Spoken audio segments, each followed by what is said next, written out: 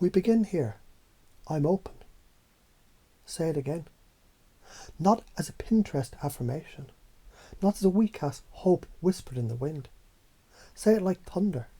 Like you're commanding the goddamn universe to remember who the fuck you are. Here's how you already do this. And didn't know you were a wizard. You were open the day you took your first breath. Screaming, raw. Receiving air, light, sensation. No filters, no fear, just data flowing into your nervous system at a light speed. And then you learned to shut down. Not all at once, but slowly, subtly. You were open when you trusted someone, got burned and closed up. You were open when you felt a gut instinct and ignored it, then regretted it. You were open every time your curiosity said, what if? And then your ego said, shut the fuck up. But guess what? You've always had the door. It's just been covered in fear-shaped furniture.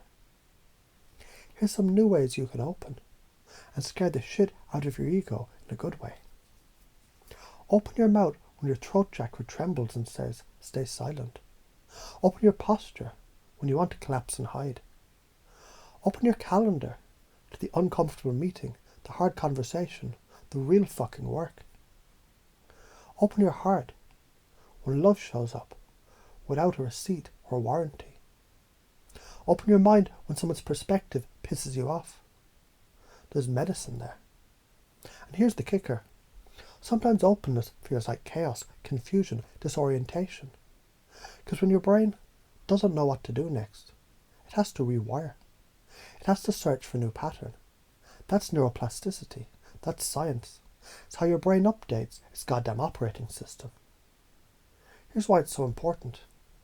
Because every belief you've clung to keeps you small, requires closedness to survive. Openness is like sunlight. It melts the shadow and lies. It's like oxygen. It burns the dead wood of outdated identity.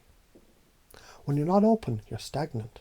When you're open, you're living, breathing, a mutation of progress. What science says, openness activates the prefrontal cortex, the boss of your higher functions, reasoning, empathy, vision. It deactivates the amygdala, your fear center, that's been running the don't change its dangerous loop. Cognitive dissonance is the internal conflict that you feel when your belief system gets poked. Good. That's the system rewiring. When you lean into that discomfort rather than run, neurogenesis kicks in. New neurons. So what's holding you back? Let's not sugarcoat it. Fear, shame, programming, bullshit. You're afraid people will mock you. You're afraid openness means vulnerability, means weakness. You're afraid someone might see the real you, and worse, reject it. You've confused protection for isolation. You've confused certainty with control. And the worst part, you think your pain is you. But it's not. It's just familiar. And familiarity is a sneaky little bastard that'll trick you into hell with a smile. Here are the patterns that drain you like emotional vampires. Pretending you don't care. Avoiding your own greatness with busy work. Saying I'm fine when you're fucking drowning. Over-explaining, overthinking, underliving. Waiting for permission. Trying to figure it all out before you take a single step. Cut that shit out. Seriously, it's costing you your life. Pacing and leading. Weaponizing openness. Do you want to lead others, change minds, influence reality? Start with vulnerability, not as a tactic, as a power move. Let them see you open, not perfect, not polished, but real. That creates emotional resonance. Mirror neurons fire. Trust is born. Then link. Link their desire to be heard to your commitment to listening.